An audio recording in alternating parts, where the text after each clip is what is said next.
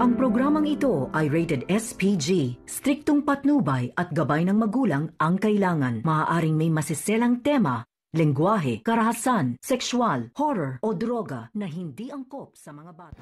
Galit na galit si Ramon dahil nalaman niyang si Edwin pala ang dahilan kung bakit na-raid ang kanilang negosyo. Dito na nga sinabi ni Don Julio na talagang wala siyang tiwala at lalong-lalo na itong si Olga ay talagang walang tiwala sa pamilya ni Mokang.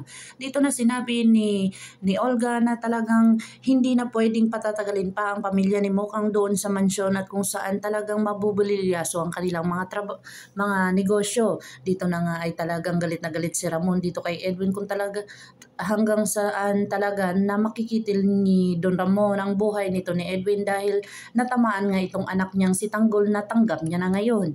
Dito na nga si Tanggol David ay talagang nag-usap sila ni Olga dahil sa talagang porsigido itong si Olga na siya ang gumawa daw ng paraan kung bakit nandun si David sa kanyang kinalalagyan at dapat respetuhin siya ni David na kung saan hindi siya pwedeng magdesisyon na lang na siya lang mag-isa at kung dito na nga kinapa ni Olga itong sugat ni David at talagang napasigaw siya dito sa sakit.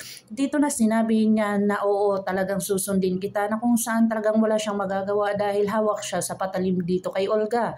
Agad-agad naman itong dumating ang pamilya ni Mokang kung saan nagtalo nga sila dahil mainit nga ang dugo ni Ramon dito sa kanilang kapatid na si Edwin. Kaya dito nga niya nasampal itong si Mokang kung saan lumaban nga itong kanyang amang si Don Marsing.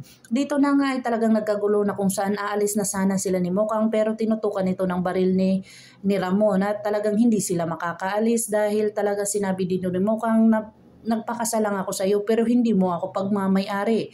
Dito na nga talagang nag-init ang ulo ni Ramon dahil sa kanyang kapatid at lalong-lalo na nasampal pa niya ang kanyang asawang si Mokang.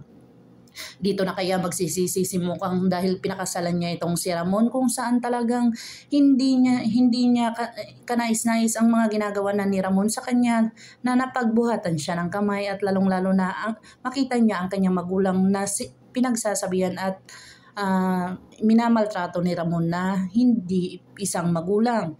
Dito na nga talagang nag-udyo kay Mokang na lalayas na doon sa mansyon pero hindi sila nakaalis. Agad-agad naman itong si Tanggol ay pumunta na sila sa isang lugar sa Villa Marina na sila na lang at blessed daw sila dahil wala nga itong customer at wala nga silang pera na.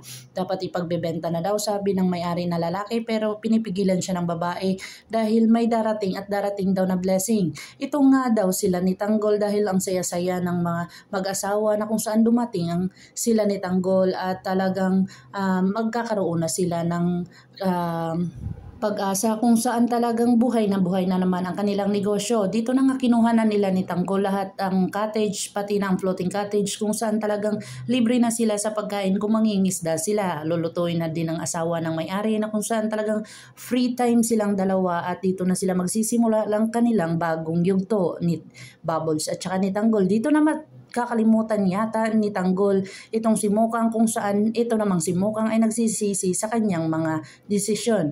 Pakakabangan natin ang mga susunod pa na episode na ito, ang Batang Quiapo. Kung bago po kayo sa aking channel, please like, share, and subscribe para ma-update po kayo sa mga susunod pa. Yun lamang po at maraming salamat.